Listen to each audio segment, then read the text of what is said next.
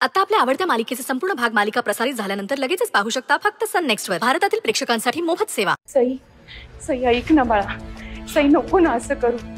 सई मी काय म्हणते, सई सई सई ऐक माझं, सई प्लीज मला थांबव, मला जाऊ दे, ऐका माझं। ऐकून घेशील बाळा, तू आजची रात्र थांब। हे बघ, उद्या सकाळी मी बोलते ना देवांशी, मी समजवते त्याला। मग काय करतेस तू? आपल्या मुलापेक्षा जास्त या मुलीची काळजी आहे तुला, हिची। बघितलं नाहीस, देवांश आपल्याशी एक शब्द सुद्धा बोलला नाही, दारही उघडलं नाही त्यांनी। तुला तुझ्या मुलाची काळजी नसेल, पण मला आहे। ए बाई, जा नाही, कशाला थांबलीयस? ताई अहो, तुम्हाला जरा तरी दया आहे की नाही? अहो, रात्रीची वेळ आणि आपल्या सुनेला ह्या वेळेला आपण घराबाहेर काढायचं। एवढ्या रात्री म्हणजे काय? मुंबईत राहतो आपण आणि रात्रभर मुंबईत वर्दळ असते। येईल नाही का फोन तो विक्रम, नवरा आहे ना, येईल पिकअप करायला, जाईल त्याच्या बरोबर। नाहीतर आईचं घर काही लांब नाहीये, जाईल तिकडे। कुठे का जाईल, आय डोंट केअर। तू फक्त इकडे थांबू नकोस, लगेच इकडून निघ। मॅडम, मला माहितीये तुम्हाला माझी काळजी नाहीये, पण सरांची आहे ना।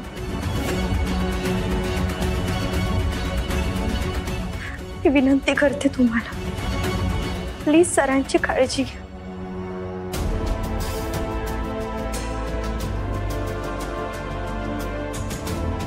आई बाबा, मी रिया, जाते मी। सई जाते मी म्हणू नये बाळा, येते मी म्हणावं। येते तरी कशी म्हणू आई? जाते।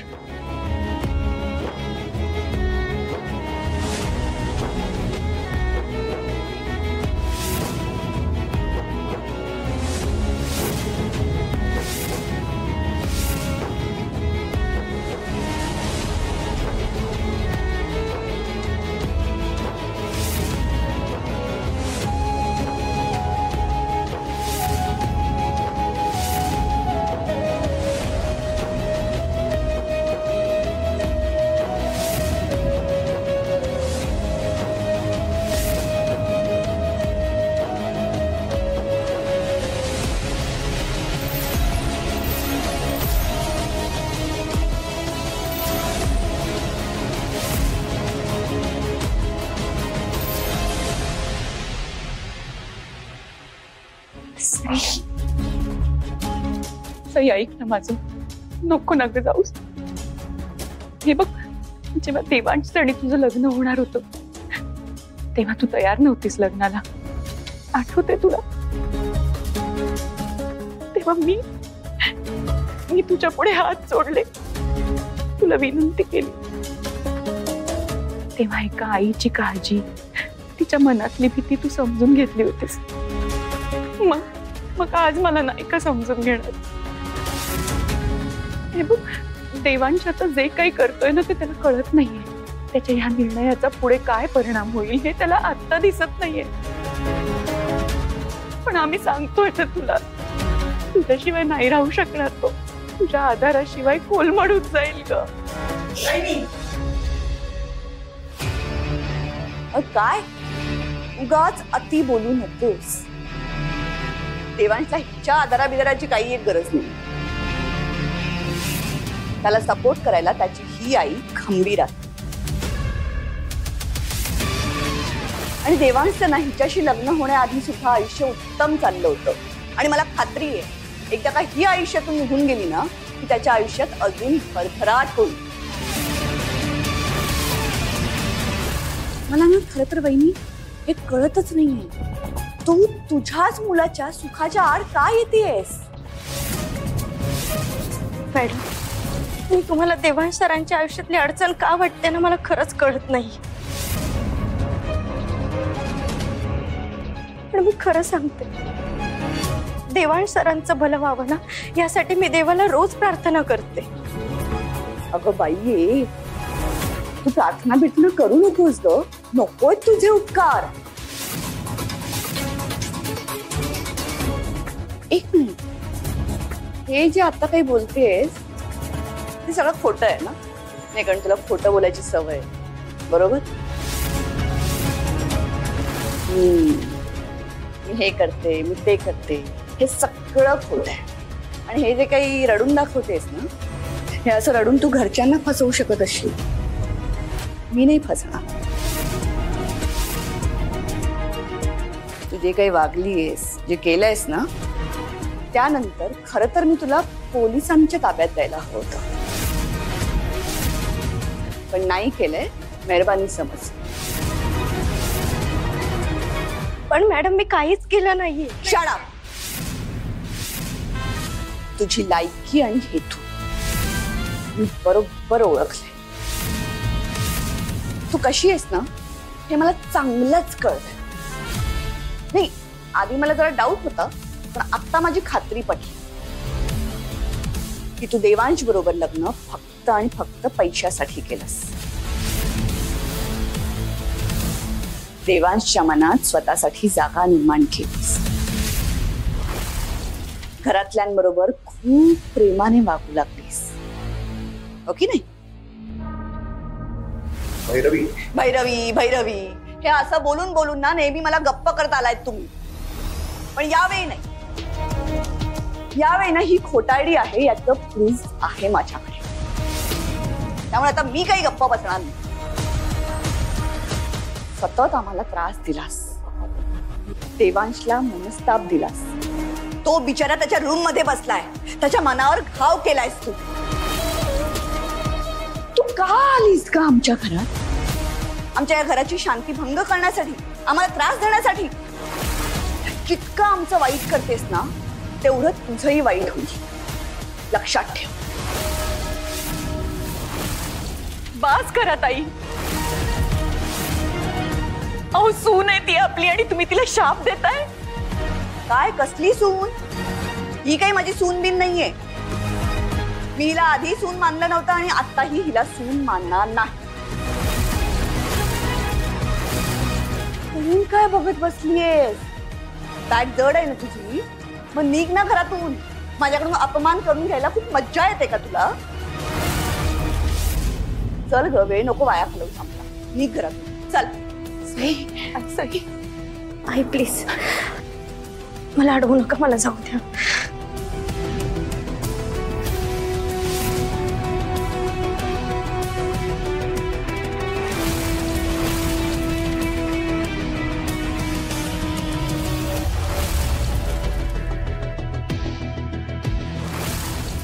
Now that's called a plan. ए, काय डोळ्या बिळ्या काय मारत बसते? ती निघालीये, गेली नाही अजून. जा सरळ.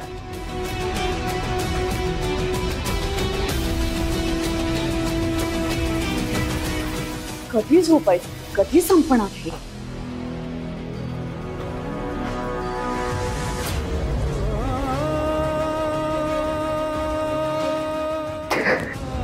Control yourself, Devansh. Control yourself. आज जर मी परत सोडणं थांबवलं ना, तर त्यांना परत परत परत परत तो अपमान सहन करावं लागेल या घरात. जी चूक त्यांनी केलीच नाही, त्याची शिक्षा त्यांनी का भोगावी? आणि घरातले काही बोलले नाही ना, तरी त्यांच्या डोळ्यातले प्रश्न साईंना दिसतील, त्याची उत्तर त्यांना द्यावी लागतील. का का सई अशी लाईफ डिझाईन करत नाही.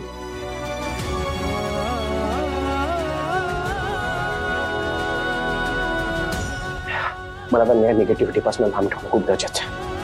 मला माहिती आहे सई, मी जे काही वागतोय ते खूप चुकीचं आहे.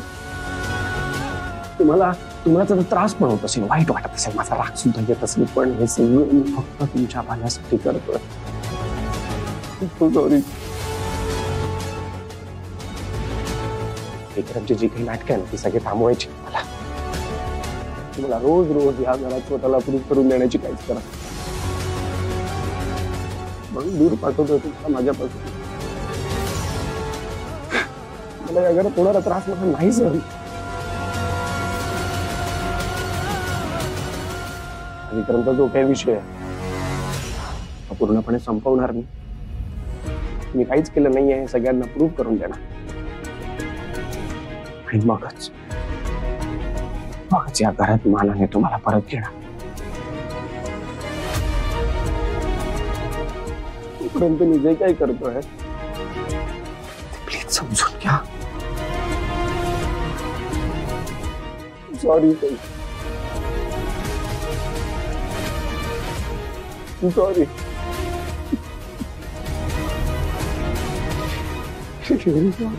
सई ऐक ना ग. सई ऐक ना प्लीज. बहिणी प्लीज थांब. हे बघ तू तुझ्या सासूचं ऐकू नकोस हवं तर, पण तुझ्या आईचं तरी ऐकशील. आई म्हणतेस ना मला, मग आईचं ऐकणार नाही बाळा. प्लीज थांब ना बाळा. अगं नवरा बायकोची भांडणं होतच असतात. संसार म्हटलं की भांड्याला भांड लागतं, पण एक जोडीदार चिडला तर दुसऱ्यानी समजुतीने घ्यायचं असतं. देवांचं म्हणणं नको ना मनाला लावून घेऊ प्लीज. जर माझ्याशी बोलले असते ना तर मी इतकं मनावरही घेतलं नसतं, समजून घेतलं असतं त्यांना. मला वाईट याचं वाटतंय की सर माझ्याशी एकही शब्द बोलले नाही. त्यांनी माझ्याशी न बोलता, मला समजून न घेता थेट निर्णय घेतला आणि तो मला न सांगता अंजलीकडे निरोप पाठवला की मी इथून निघून जावं म्हणून. याचा अर्थ काय होतोय की सरांना माझं तोंडही बघायचं नाहीये आणि त्यांना माझ्याशी बोलण्याची सुद्धा इच्छा नाहीये. नाही ग. करेक्ट. तुला या वेळेला त्याच्या मनात नक्की काय आहे ते बरोबर कळलंय. नाही तसं नाहीये भैरव. पण देवांश आपल्या कोणाशीच स्पष्टपणे बोललेला नाहीये. कदाचित तो म्हणजे बोलण्याच्या मनस्थितीत नसेल. हे बघ सई तू आत्ता जाऊ नकोस. आपण देवांशी नंतर शांतपणे बसून बोलूया, ठीक आहे? तू नको जाऊस आता. हो बरोबर बोलताय तुम्ही. आम्ही परत एकदा बोलतो देवांशी. आम्ही समजूत घालतो त्याची. चला वहिनी अगं काय लावलंय हे? त्याच्याशी बोलायला हवं. मी जाऊन बोलते, आपण जाऊन बोलूया. तो काही 4-5 वर्षाचा लहान मुलगा नाहीये. त्याला स्वतःचे डिसिजन स्वतः घेता येतात. एवढा मोठा बिझनेस हँडल करतो तो. बिझनेसचे एवढे मोठे डिसिजन्स घेतो, एकट्यानेच घेतो तो. त्याला कोणाची मदत नाही लागत त्यात. हा आता एक डिसिजन घेण्यात चुकला तो, पण खरं तर त्यात त्याचीही चूक नव्हती. कारण तो डिसिजन घेण्यासाठी काही लोकांनी त्याला भरीस पाडलं होतं. मग काय, लग्न केलंय तर लग्न निभावतोय. नाही, तुम्हा सगळ्यांचा आदर म्हणून त्याने लग्न निभावण्याचा प्रयत्नही केला. पण आता त्याला असह्य होतंय सगळं. आणि आता कुठे त्याने लग्न मोडायचा निर्णय घेतलाय तर तुम्ही त्याच्या डिसिजनचा रिस्पेक्ट का नाही करत? ताई, लग्न हे 7 जन्मांचं नातं असतं. नवरा बायको मध्ये जी काही भांडणं होतात, गैरसमज होतात, ते एकमेकांसमोर बसून सोडवायचे असतात. अशी तडकाफडकी निर्णय नसतात घ्यायचं. ताई, तुमचं मला माहिती, पण आज देवांश जे काही वागलाय ना ते मला तरी अजिबात आवडलेलं नाही.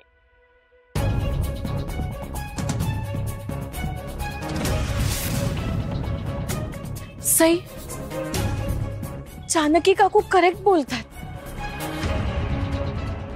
आय नो देवांशने माझ्याकडे निरोप दिला की तुला या घरातून बाहेर जावं लागेल. अगं पण ते सुद्धा मनातून डिस्टर्ब असतीलच ना ग. आणि तू वाईफ आहेस त्यांची. सई, अगं मला वाटतं तू त्या हक्काने तरी हे घर सोडून जायला नाही पाहिजे. मी तुझे किती आणि कसे आभार मानू मला ते नाही कळते. तू मला या घरात घेऊन आलीस तर तू नसतं आणलंस ना तर मलाही नाही माहित माझं काय झालं असतं आज. या सगळ्या माणसांची मी इतकी वाईट वागली आतापर्यंत, पण त्यांनी मला कधीच परक्यासारखी वागणूक नाही दिली ग. तुझ्या सासरची माणसं खरंच खूप चांगली आहेत सई. तू खूप लकी आहेस की तुला हे असं सासर मिळालं. सई प्लीज, तू या घराला, तुझ्या या सगळ्या माणसांना सोडून नको जाऊस ग. ऐक ना माझं बाळा, माझं या घराशी, इथल्या माणसांशी नातं हे देवांश सरांमुळे जोडलं गेलंय. पण आता सरांना जर माझ्याशी नातं तोडायचं असेल तर नाही नाही, तसं नाहीये सई, तसं नाहीये. ही बाब, सरांचा निर्णय झालाय आणि तो त्यांनी अंजलीला स्पष्टपणे सांगितलाय ना. मग आता कुठला गैरसमज होण्याचा प्रश्नच येत नाही. थँक गॉड, देवांशच्या मनात जे साचून होतं ते फायनली बाहेर पडलं. नाही नाही सई प्लीज नको जाऊस ग. बहिणी प्लीज थांब ना, नको ना जाऊस. प्लीज ऐक, आपण सॉर्ट करू ना, काहीतरी मार्ग निघेल ना वहिनी. सई अगं नको जाऊस. ऐक ना प्लीज ऐक. नाही आई, मला जाऊ दे. तुम्हा सगळ्यांची खूप आठवण येईल मला.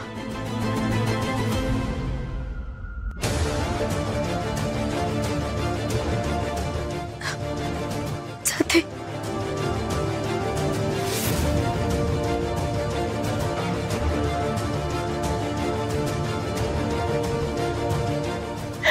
सई, रिक्षा थांबा.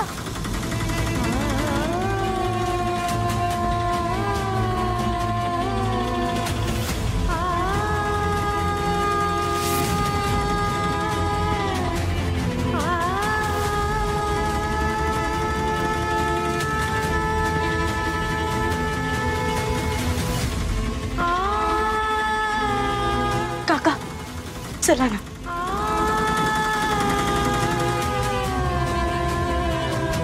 बाय सई. देव करो आणि पुन्हा आयुष्यात कधीच तुझा घाणेरडा चेहरा मला बघायला लागू नये. शाबास भैरवी, काय स्मार्टली हिला घराबाहेर काढलेस तू. जानकी रडू नको ग, शांत हो. कळतच नाहीये देवांशनी हा असा निर्णय का घेतला असेल. देवांशला आपल्या प्रश्नांचं उत्तर द्यावंच लागेल. त्यांनी हा निर्णय का घेतला हे आपल्याला सांगावंच लागेल त्याला.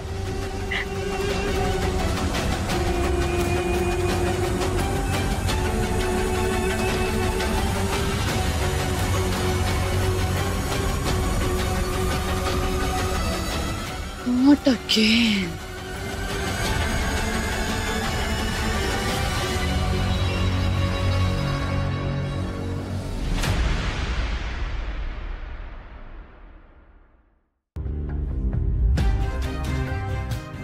देवा, देवा उघड आता दार. आता तू दार उघडू शकतोस. तुला तोंड बघायचं नव्हतं ना सईचं. गेली ती, एका शब्दाने तक्रार न करता गेली बिचारी. तू सांगितलंस आणि तुझा शब्द म्हणजे पडत्या फळाची आज्ञा मानून निघून गेली घरातून. या घरची सून, या घरची लक्ष्मी हे घर सोडून निघून गेली. जे घडायला नको होतं तेच घडलं.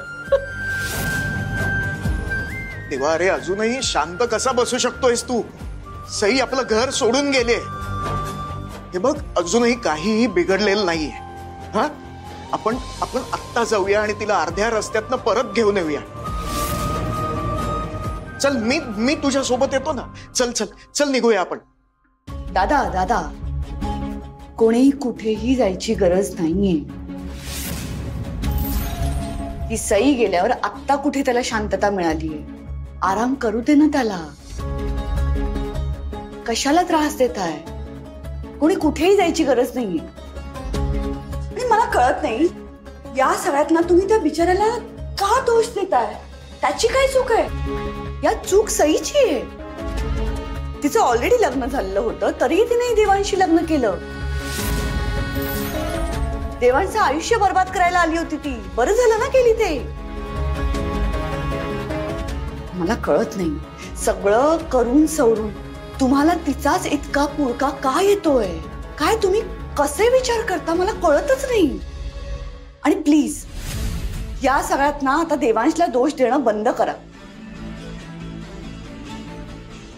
बेटा देवा, तू जे काही केलंयस ते अगदी बरोबर केलंयस.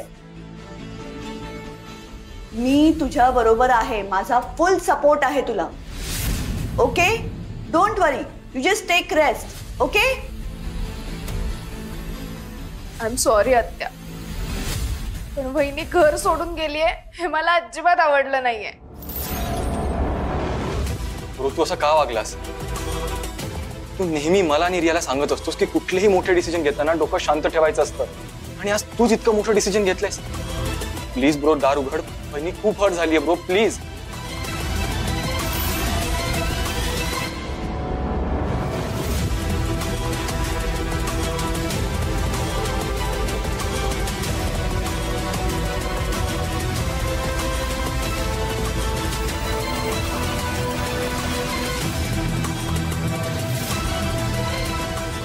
देवांश, तू देवांश, अरे तू दार का उघडलंस?